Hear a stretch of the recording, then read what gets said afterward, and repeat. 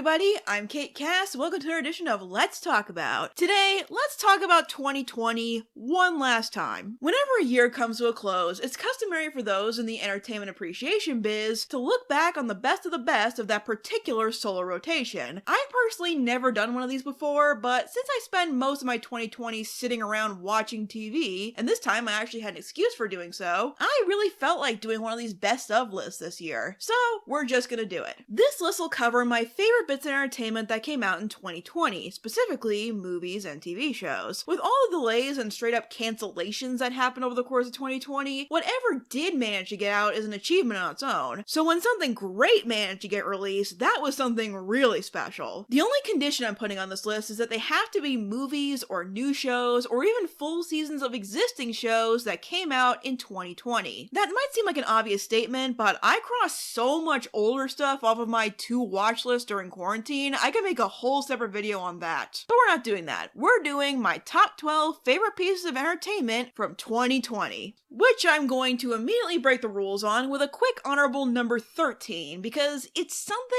I've wanted to see for years, and the way I finally got to could only happen because of the strange events of 2020. So when lockdowns started around the world, a lot of industries were hit hard fast and had to find ways to raise money until they could open up again. A day that many of these places are still waiting for. The theater community was hit really hard and still is, so as a result, the National Theatre Company in the UK decided to stream many archive recordings of their plays. One such production was a stage adaptation of Mary Shelley's Frankenstein, starring Benedict Cumberbatch and Johnny Lee Miller. I've wanted to see this production so badly since I found out it was a thing back in 2011. A production of Frankenstein starring the two modern Sherlock Holmes felt like it was concocted specifically to get my attention. But I managed to miss both times it was released in theaters here in the States, so I thought I had lost my chance forever. Then,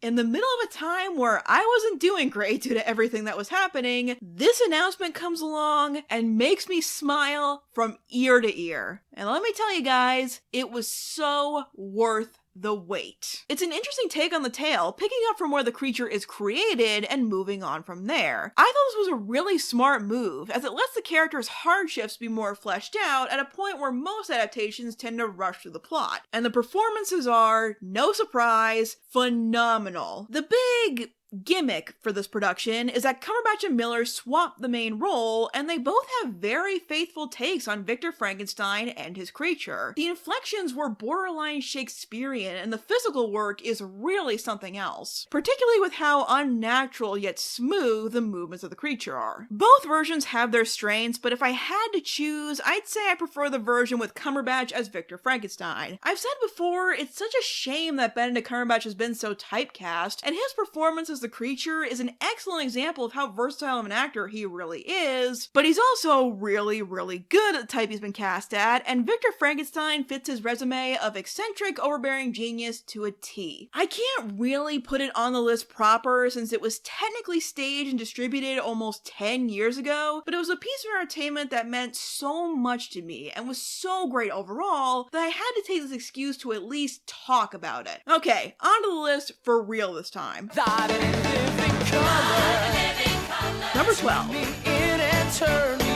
She-Ra and the Princesses of Power, Season 5. The number 12 spot is usually the toughest for me on a list like this, and this choice was no exception. But She-Ra ultimately made it on because it was my first lockdown marathon. I decided that I was going to take the time to finally watch the show in time for the final season to premiere in May, and I did catch up the day before Season 5 premiered. Despite the fact that most of the final season was spoiled for me due to not catching up in time, I was still thoroughly pleased with my experience with the Princess of Power. I fully admit that might be because I was really into Voltron Legendary Defender, but lost interest as it petered along to the end so much that I didn't even finish it. She-Ra really felt like a spiritual successor to Voltron in many ways, and might have learned from where it fell short. The characters are immediately distinct and endearing, the world building and lore is very fleshed out with little unexplored by series end, something that was really refreshing for me. The animation design work really makes the world come alive and feel unique, and the story is engaging and cohesive the entire time, building on previous successes and failures in a way that felt natural and left a long-lasting impact. There were a lot of intense and dramatic character shifts in the final season that kept me on the edge of my seat during most episodes. I really felt how much larger a threat Horde Prime was, and you were always reminded of the stakes as more characters, both our heroes and the audience love, are hurt or placed under his control. So by the time we got to the final challenges, it feels well-earned and powerful. A lot of the show's story revolved around the complicated relationship between Adora and Catra, and to have the entire world be saved by them resolving that relationship and figuring out what they really want was a great way to blend the story and character conflicts in a way that felt really satisfying. My only major criticism with the final season is that I wish there was more of an epilogue. I'd like to see how our heroes are doing now the major threat they've been fighting all this time is gone. But I guess we don't need to see anymore now there's nothing left to fight. Oh well. Though that wasn't enough to diminish my overall enjoyment during the 2 months I spent immersed in the adventures of Etheria. I'm glad I finally watched She-Ra and the Princesses of Power just in time for it to have such a strong conclusion.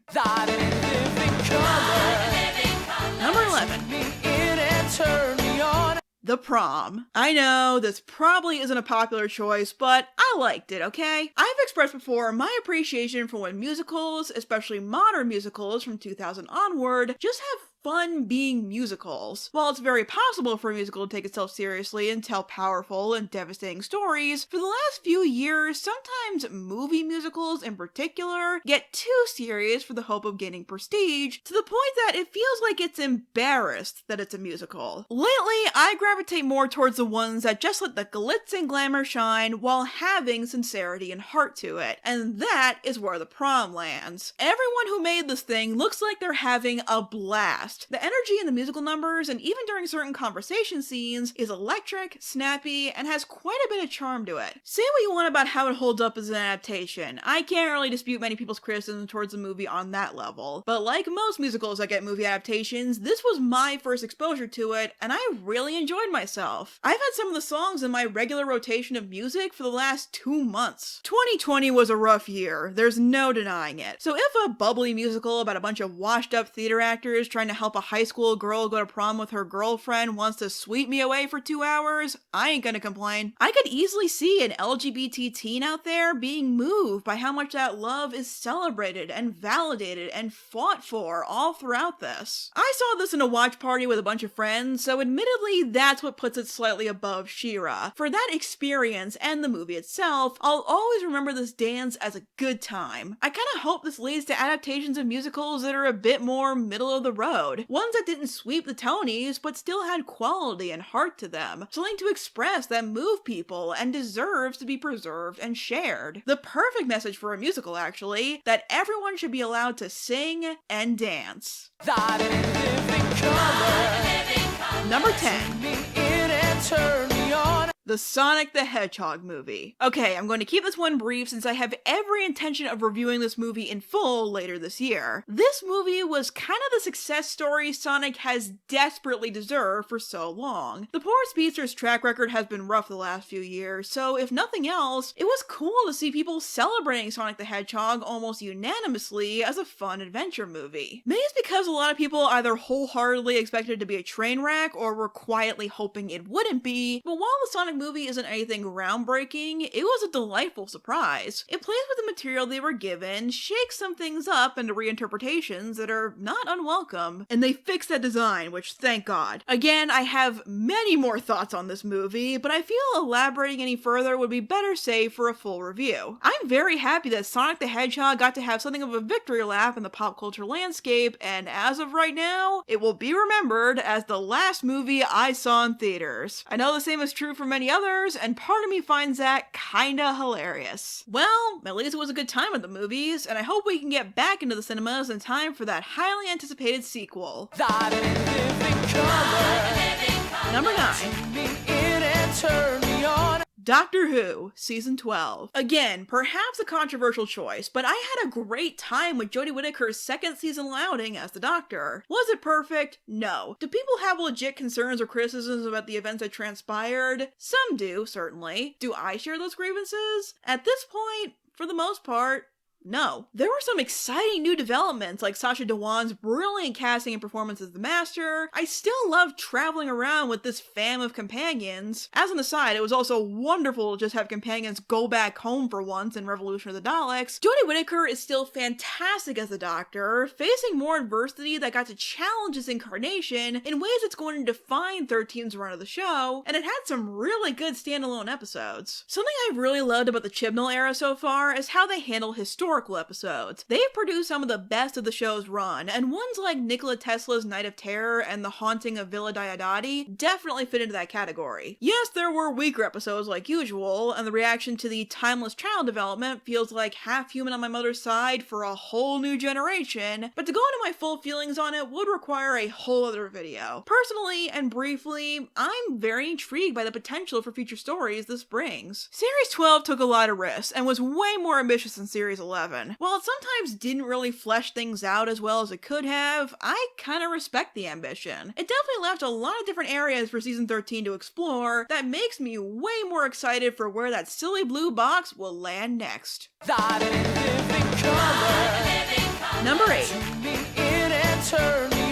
McMillions. I don't usually talk about documentaries, even though I do watch and enjoy them on occasion, but in the early days of 2020, in a pre-Tiger King world, there was just something about the story of McMillions that really caught people's attention. It was not just me. Most of you have probably seen this already. And I think the thing that was so captivating about the subject of McMillions is that it has the you can't make this up factor. Just the fact that there was this vast fraud scandal around the McDonald's Monopoly game is strange enough to make anyone perk up and listen for at least a bit. But with each episode, the rabbit hole goes deeper and deeper. It is insane how many people got involved and drawn into this glorified pyramid scheme of cheating at this very innocent promotion. It's so crazy. Everyone who watched it has that moment where they exclaim, "How have I never heard about this before?" In a weird way, I think it shows what's special about the documentary, unearthing these strange but important stories throughout humanity that wind up forgotten or abandoned from the public consciousness for one reason or another. But I greatly appreciate that this crew dedicated so much time to discovering the entirety of the story and presenting it in a way that had me very eager to see what bizarre twists and turns would come in the next installment. It was an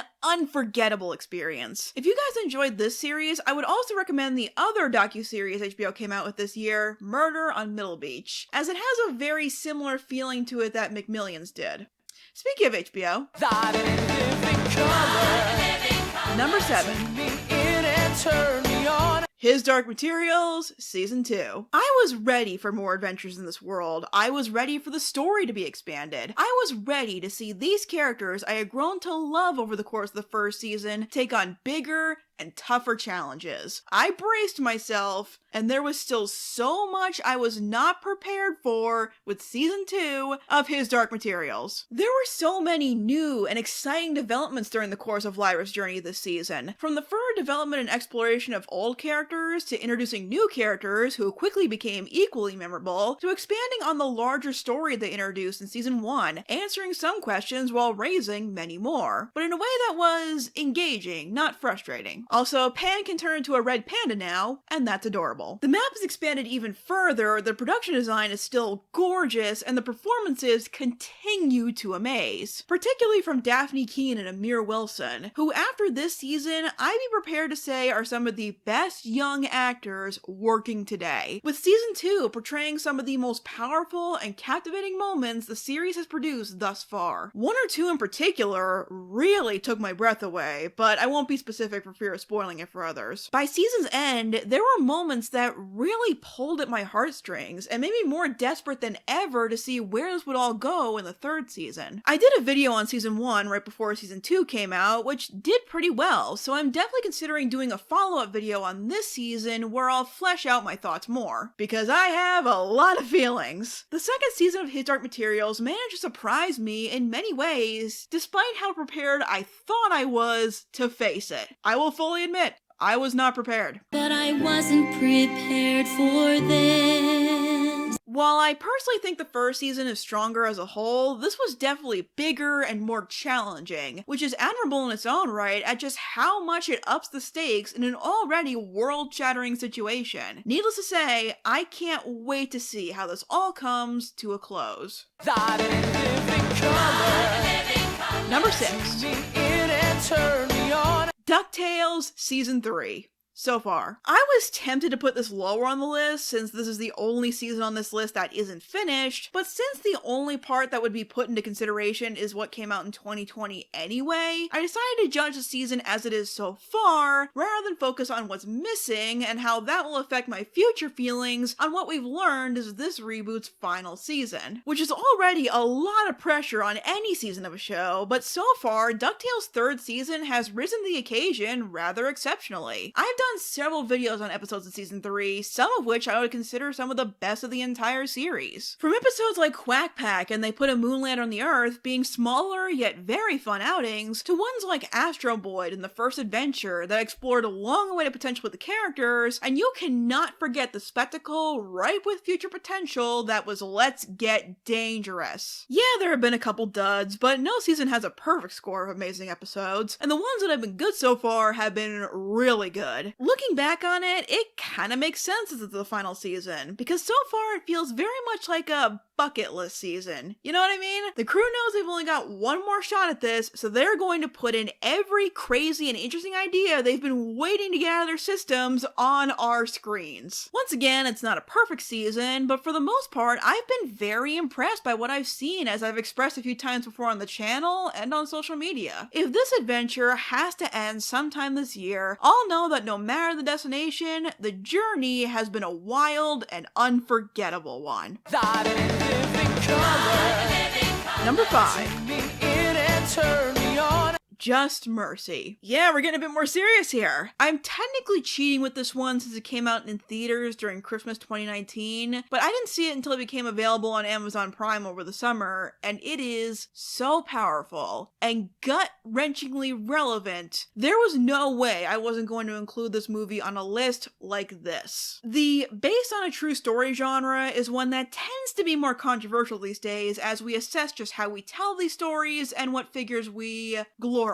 On some level, I get that, even if I don't have the same issues, but even if not everything in this movie is accurate or true, the fact that any of it is depressing and triumphant all at the same time. The ever-persistent battle from Bryan Stevenson to see his client get a fair trial could be inspiring to so many viewers, but the fact that he had to fight that hard to get a fair trial and find his client innocent is something that should fill any viewer with outrage. If you've been sitting there these last few months wondering why Black Americans have been speaking of bias and injustice and demanding to be treated better, you need to watch this movie. This story may have taken place almost 30 years ago, but from what we've seen, the struggles are still ever present. Just Mercy makes you stare this injustice in the face, feel the consequences put upon innocent people just because of the color of their skin. It's essential that you know it's a true story because it stands up and shouts, "This really happened. This is still happening. Something can be done about it, so do it." There's a lot of movies out there about prejudice and racism, but none left an impact on me quite as much as this one, emphasized with phenomenal performances, particularly from Jamie Foxx and Michael B. Jordan, and solid directing work from Destin Daniel Cretton, the man who will be directing the upcoming MCU film Shang-Chi and the Legend of the Ten Rings. Just Mercy may be number 5 on this list, but it might be the most important story I was told all year. It shows that injustice can be fought and conquered if you persist and stand strong, and that it's unacceptable that it should have to come to that to just be treated fairly like a human being. But it did. And it still does. It may have technically come out in 2019, but it deserves to be talked about. Number 4. The Owl House. Yes, I just put the most thought-provoking movie I saw this year below the new Disney cartoon. Is it time for the standard disclaimer that these are favorites lists and not best lists. I think that's this point in the video. Actually, maybe I should have brought that up in the entry for the prom. What puts the Owl House this high is that I was expecting to like the Owl House. It looked fun and creative, and it had an amazing crew behind it. I wouldn't say I was as excited for it as some other people were, though. I was gonna watch it, but I wasn't hyped as heck for it. But now that its first season has concluded, if there's one way I can explain the Owl House, is that it really played up my expectations of what it was going to be, which I suppose I should have expected given how subversive cartoons tend to be these days, but the Owl House so far has really been on another level. From taking the romanticizing of a young girl being whisked away to a world of magic and wonder away almost immediately, with Luz as a protagonist that is highly relatable to many viewers, myself included, who quickly learns that her escapist fantasy is much harsher and more challenging as it's dropped into her lap, to the supporting outcasts who feel like they fall into reluctant tropes when introduced, but quickly get fleshed out into three-dimensional personalities. Avoiding cliche like the plague 9 times out of 10, and even breaking certain boundaries that have been very meaningful to its newly formed fans. From these simple hijinks that come from day-to-day life on the Boiling Isles, to the creative implementation of this world's rules and customs on magic, to the deeper mystery, conspiracies, and conflicts that organically come about over the course of this first season. It's creative, freaking hilarious, with at least one laugh out loud moment per episode, and pretty moving and epic for its debut season. Whenever a cartoon comes along with an overarching mystery or some edgier humor, someone somewhere will label it as the next Gravity Falls. A label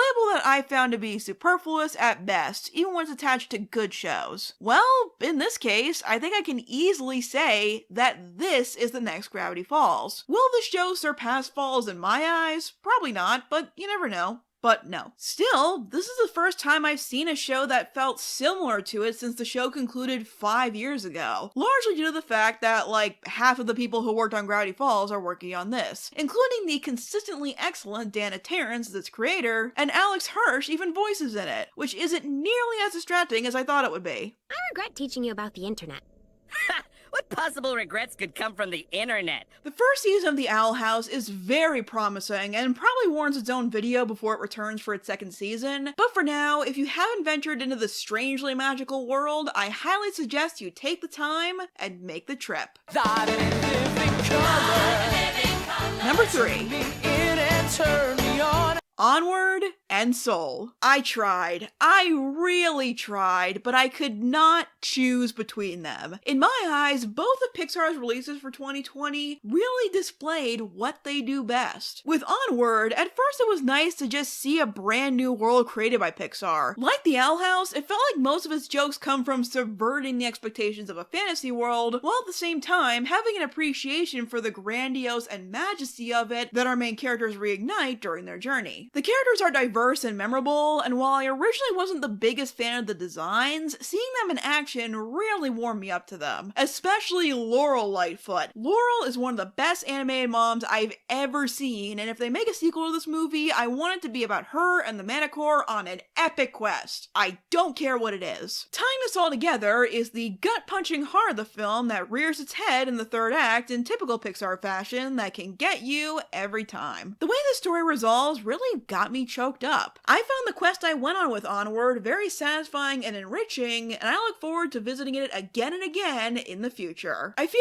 like everything that can be said about Soul has already been said by far more renowned reviewers than me in the last month or so, so to keep it simple, Soul has a very unique soul to it. While there is a traditional narrative to an extent, most of the time it felt more like an experience, which really facilitates what I think it was trying to accomplish. To just be about the experience of life and what a precious thing that is. Displaying the pressure to achieve something great or fit into a box. Pressure put upon us by society or even by ourselves and our desire to make our mark. But Soul's whole mission is that all that matters in life is to appreciate it. How important simple simple joys are and how everyone's contributions every day are significant, no matter what they are, which is very meaningful, especially now in a time where many people have lost a sense of direction due to forces beyond their control. The comforting thing about Soul is that it doesn't so much point you towards achieving significance, but to find the beauty of just living. It's a story that has and is going to move a lot of people. Alongside the likes of Up or Inside Out, it's a movie that no matter what your age, it could possibly change your outlook on the world. And that is the highest honor you could give any form of art. To me, Onward and Soul are examples of Pixar at their finest. Very creative, very entertaining, very well cast, very emotional, and sometimes very thought-provoking. If this is a sign of things to come, Luca is going to be amazing, guys. Number 2. Hamilton. Is this one debatable because this production was technically filmed in 2016 and the hype was already building for this recording to be released ever since? Perhaps. Do I care? Nope. Not at all. The importance of the release of Hamilton is significant for many reasons, so I'm going to focus on what made it special to me. I've said before that in my eyes, Hamilton is so good it makes me mad. It's a concept that really shouldn't work as well as it does. But seeing the whole thing play out in front of me really reminded me how innovative this musical really is. The music is brilliantly written, composed, and performed, and it shines a different light on a part of our history that we think we all know so well. Say what you want about the historical inaccuracies, and I know there are some legitimate grievances with that, but I got really into history, especially this period of history when I was younger, so I have seen a lot of historical fiction in my day, but I've never seen such beautifully flawed representations of the people who shaped this country. They weren't just this brilliant group of men who accomplished great things, they lived lives, they made mistakes, and committed questionable acts for the sake of their reputations. They could be arrogant, petty, and shape the writings of history in a way that didn't give credit to people who deserved it. Is it perfect in that regard? No. Could it have been more honest about the faults of these people many idolize in America? Perhaps. But I admire the show for going further than most stories around these founding fathers do. It was a step in the right direction, even if it's not the leap some people wish it was. Still, it's a musical that took the world by storm, and it was great to relive the hype around Hamilton for a couple weeks this summer. Most people who love musical theater know how different it feels to go from listening to the cast album to seeing the show play out right in front of your eyes. That's what this was. All those amazing bits of detail and cohesive theming you hear throughout Hamilton's 46 songs is carried over to all of the areas of its production that we get to experience here. Moments that shine in a whole different way when you get to see how they're expressed, choreographed, or even lit. I'm so blue.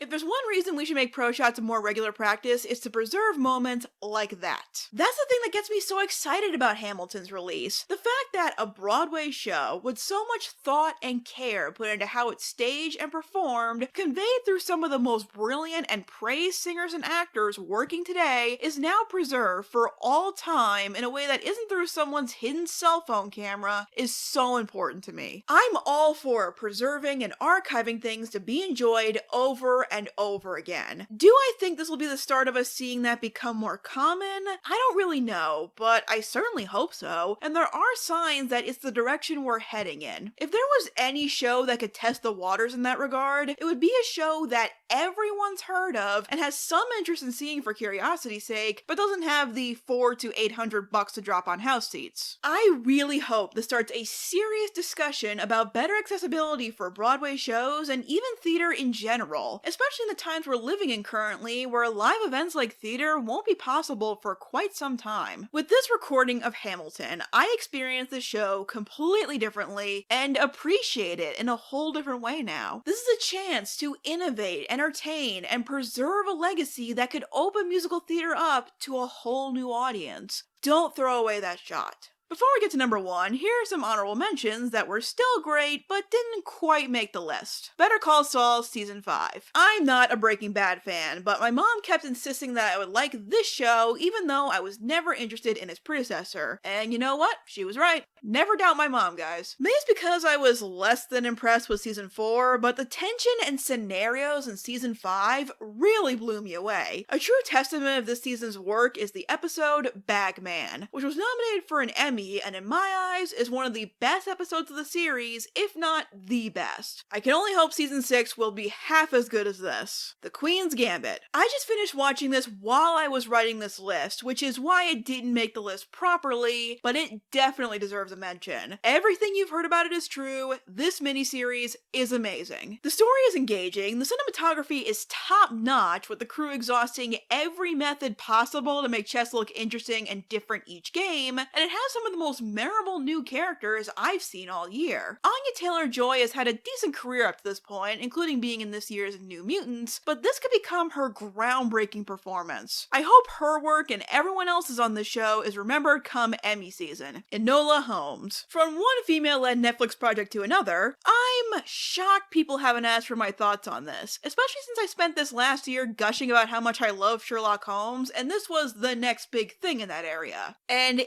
the opinion of a Sherlock Holmes fanatic, it's pretty good. While I didn't love everything about Enola Holmes, I was not expecting to find this adventure as charming as I did. With Millie Bobby Brown carrying the film expertly, proving how excellent she can be outside of Stranger Things, and Henry Cavill being a pretty endearing incarnation of Sherlock Holmes. I gotta admit, I wouldn't have guessed. I found out later that this movie was based on a series of books about Enola. If that's the case, I would not object to this becoming a film franchise for Netflix. The movie definitely leaves a lot open-ended to explore, and I would be very interested in hearing about more of Enola's adventures. The series finales of Rapunzel's Tangled Adventure, The Good Place, and Steven Universe Future. Due to the fact that all these seasons started in 2019 and concluded pretty early on in the year, I couldn't include them on the list. But these were all great shows with pretty satisfying conclusions that I felt were worth a small shout out. Rapunzel's Tangled Adventure was a show that really took me by surprise with just how much I was invested in it up until the very end. I should really do a video on this show someday because I have a lot of thoughts on it. The Good Place is a show I got into fairly late, but due to a recommendation from a friend, I decided to give it a try, and I'm glad I did. This show is funny and moving and brilliant on several levels, and its conclusion almost brought me to tears, as its entire theme is being content with finality, and that was so beautiful to me. I know Michael Schur has created some successful shows, but this might just be his magnum opus. Steven Universe Future was a pretty tear-jerking way to bring the show to a close. You guys know I love epilogue stories, and as much as I like Change Your Mind, as far as I'm concerned, this added-on season is the true finale to Steven Universe. Now, on to the big one. My number 1 favorite piece of entertainment from 2020 is Infinity Train, Books 2 and 3. Remember when we were all entranced by that pilot for Infinity Train? Remember how we campaigned endlessly for it to get the green light? Well, it finally happened in 2019, and it somehow met and exceeded my unreasonably high expectations for it. It was also only 10 episodes long. That in and of itself wasn't really a bad thing. It was a big success for Cartoon Network previously with Over the Garden Wall, and Tulip's story was very compelling and satisfying in such a short amount of time, but one of the things I loved about the premise of Infinity Train is how many creative possibilities it presented. And those 10 episodes just showed me how much this team could take advantage of this for enriching storytelling. So after rooting for the show for so long and then having it all be over in a week, I sat there wondering, Now what? Then, at the beginning of 2020, the show came back on that same train, but with a completely different main cast. Just when I thought the show couldn't get more innovative. I love the idea of Infinity Train becoming an animated anthology series. I can't think of any other time I've seen that. Now I can truly take advantage of the potential of its setting because it's not tied to a single protagonist. We can explore characters of all sorts of ages, backgrounds, and personalities personalities in a setting that's mysterious but becomes more familiar to us with every episode. It also helps that so far there are carryover characters. One of the main characters of season 2 was introduced in season 1, and both the characters that season 3 focuses on were part of season 2. It's been utterly fascinating to see how the approach to storytelling and giving the characters conflict has changed and even gotten more intense as the setting accommodates for what their stories demand. There were some uncomfortable and emotionally powerful moments during Tulip's time on the train, but there are some truly intense and disturbing moments as these new stories unfold, with moments that had me gasp, made my heart clench, and almost brought me to tears. Without giving too much away, Hazel's song in season 3 almost made me cry watching it hunched over my phone at 3 o'clock in the morning. I could go on for hours about this show. It's truly something to behold, as there's really nothing quite like it out there right now. And that's really something special when the bar for quality serialized cartoons has been raised considerably in a post-Gravity Falls world. Infinity Train not only reaches that bar, but surpasses it. It's remarkably creative and takes your breath away in every way possible. Season 2 and 3 proved to me just how much it was worth it to sing Infinity Train's praises before we saw more than a silly 7-minute pitch for the show. It's a concept that is literally limitless. And I am so relieved that the people at HBO Max realized that, since as I was recording this, it was announced that the ride on this magnificent crazy train will continue. What is it, 1-1? I'm excited! Well, that's gonna do it for my top 12 favorite pieces of entertainment from 2020. Despite the pandemic affecting the release of certain films and shows, there was still a lot of great content this year. Naturally, there were quite a few things I've heard were great but didn't get around to seeing yet, and quite a few I did but forgot about when I was making this list. Whoops. Well, there was a lot of amazing stuff out there to help get through a very difficult year. It'd be tough to contain it to a single list anyway. Let me know what some of your favorite pieces of entertainment were from 2020 in the comments, and as a little bonus, what you're looking forward to in 2021. While the releases this year are still very much up in the air, there's some promising stuff on the horizon. Thanks for watching, and I will see you guys next time.